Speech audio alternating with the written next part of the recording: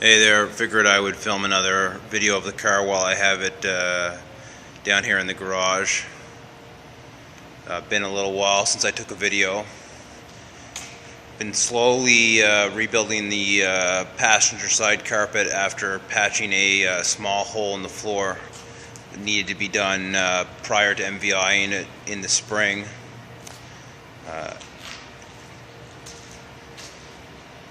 Another little job will be painting the top part of this door and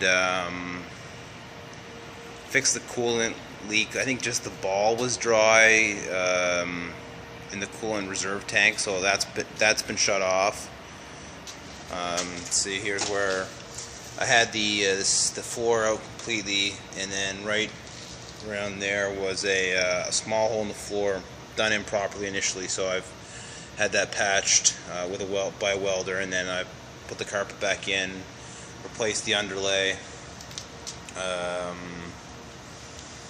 Found a couple little funny things with the wiring in the process, and just had to twist the wires with a wire cap for one little break. Car does have, unfortunately, a lot of aftermarket electronics, Bluetooth, in-trunk DVD player, in-trunk CD player, and XM radio. So a lot of wiring things that were probably not wired through the auxiliary is causing a 0.016 ampage hour drain when the car is not being run, which inevitably would result in the battery lasting about 3 weeks. Which is exactly, mathematically, when I ran it and then did the calculation, that's exactly how long it takes for my battery to die. Whether or not I'll ever get to the bottom of it, it is fuse 21.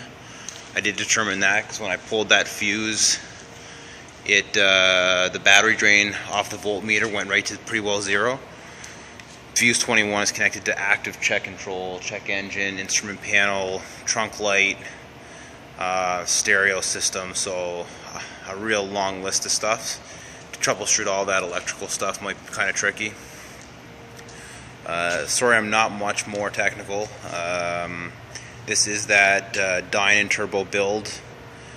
It could be found if you do a little bit of research online. Car and Driver 1988 July. The dinan package was, they called the car and Driver called it the Annihilator. 400 horsepower back in 87, 88, 89 when this M6 would have had that kit done to it, and had the same 0 to 60 as Countach's, Testarossas. So pretty darn fast for the late 80s. Still fast by modern standards. I'm sure it's lost a lot of horsepower through the drivetrain just because of age. I will get it dynoed to see how close it's pushing to the original turbo build 400. Once I know everything else on it is up and running properly. Not a huge priority getting it dynoed, really just picking away at all of the small little repairs. I'm going to turn it over. You may or may not have seen my other videos, but I will turn it over in case you haven't. It hasn't even been on in probably a month, but I know that it does turn over pretty easily once the battery's connected.